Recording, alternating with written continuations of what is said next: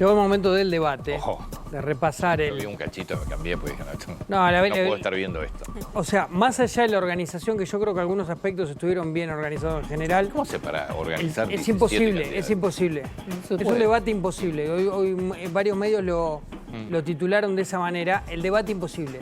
17 candidatos durante 3 horas, con una presentación, después lo más largo y eterno, más allá de la presentación, porque vino mal la presentación, era 1 minuto cada uno, entre una cosa y otra eran unos 20 minutos, ponele 25 minutos.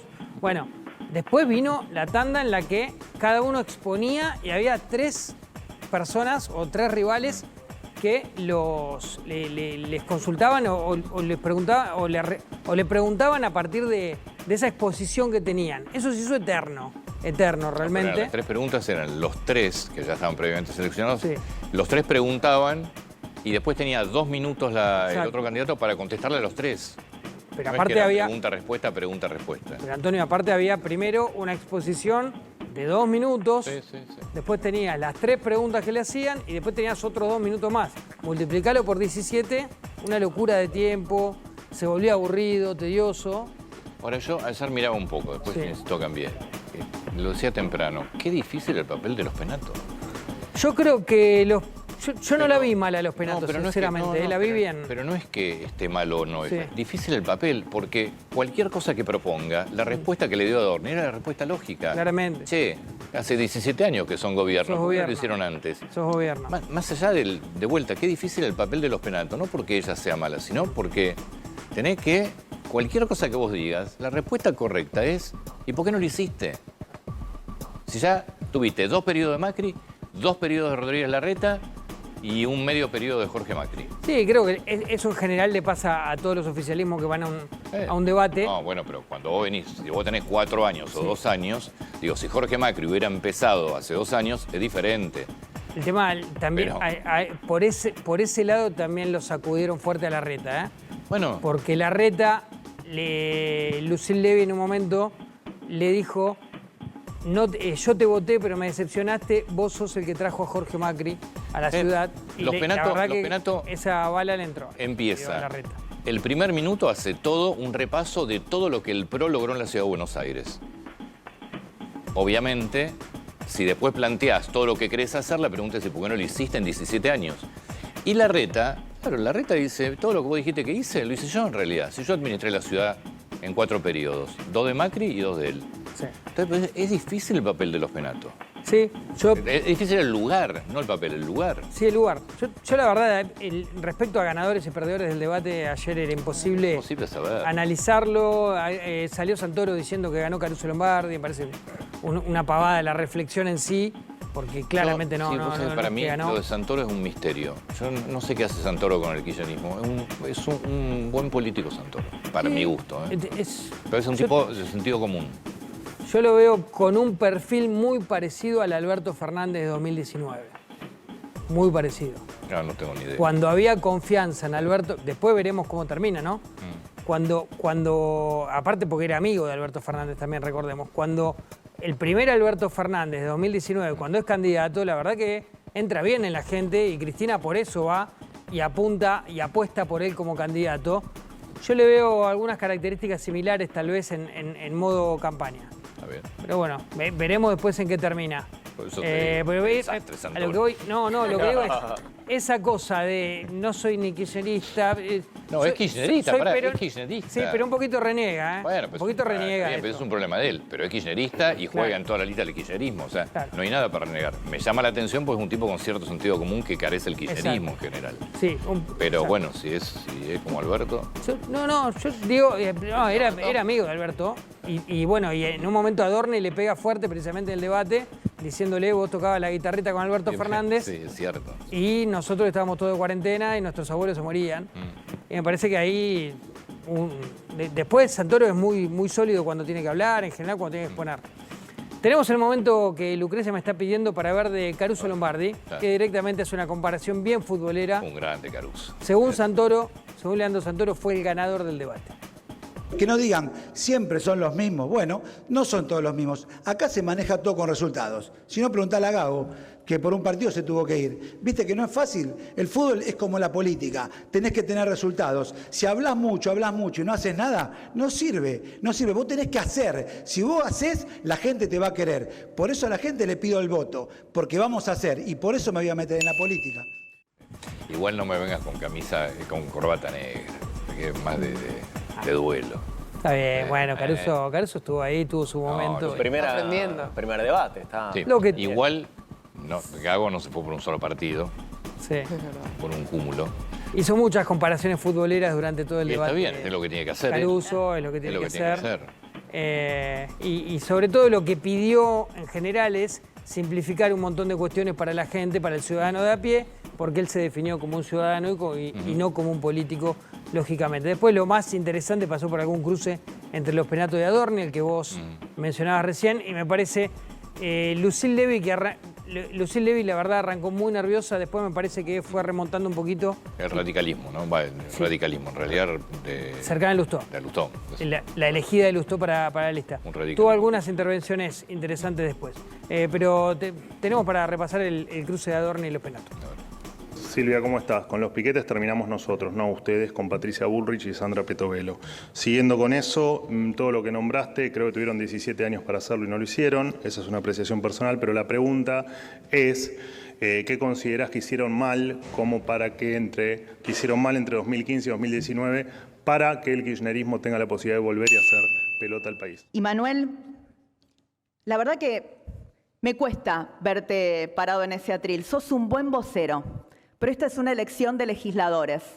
Y escucharte decir que ustedes fueron los que le ganaron al kirchnerismo cuando esta ciudad durante muchísimos años fue esa isla que preservó a la Argentina del kirchnerismo cuando crecía. 9 elecciones seguidas le ganamos al kirchnerismo a esta ciudad y vamos a ir por la 10ª elección. Porque si hay una fuerza antikirchnerista en la Argentina es el PRO, pero además si hay una fuerza que conoce esta ciudad también es el PRO, somos nosotros. En un momento los Penato también, antes de comenzar la respuesta, se me voy a tomar unos segundos para hacer una aclaración. ¿Qué se vota en la Ciudad de Buenos Aires? Claro, porque Adorni quiere nacionalizar, Santoro también quiso nacionalizarla, entonces los Penato dicen, para que acá son legisladores de la ciudad, pero es una elección muy nacionalizada. Una estrategia lógica, digo, cada uno usa sus recursos y eso está bien en general. Me parece que ahí hay un punto por el lado de Adorni, tuvieron 17 años y terminó volviendo el kirchnerismo a nivel nacional. Y el punto tal vez que plantea los Penato es, mirá que el PRO le ganó 9 veces al kirchnerismo en la ciudad y en más de un momento fue la única provincia, o en este caso distrito, que no gobernó el kirchnerismo, porque ahora hay 10 provincias en total que no gobierna el peronismo. En algún momento solamente fue la Ciudad de Buenos Aires con el PRO. Sí, bien. Bueno, Lara.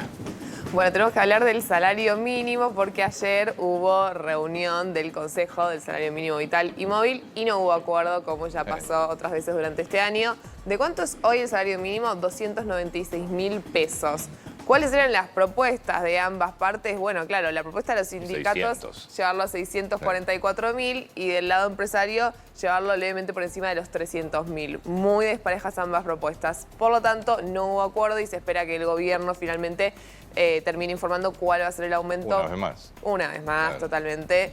Para abril, mayo y junio. Se espera que para abril el aumento esté en torno a 1,5-2%, así que con eso superaría el salario mínimo de los 300.000 pesos si ocurre este aumento. Tenemos que esperar en los próximos días a que tengamos el número oficial. A ver, está claro que todos saben que no sirve para nada, ¿no? Ese salario. Todos saben. Lo que pasa es que vos ahí tenés atados fundamentalmente todo el auxiliado social, toda la ayuda social. Entonces, en la medida que vos lo subas, tenés que subir todo lo que es el presupuesto de ayuda social. Ahora, bueno, te iba a preguntar algo, pero me estaba acordando de un mensaje ayer que leía. Te iba a preguntar si había sueldos de 300.000 pesos. Y sí hay.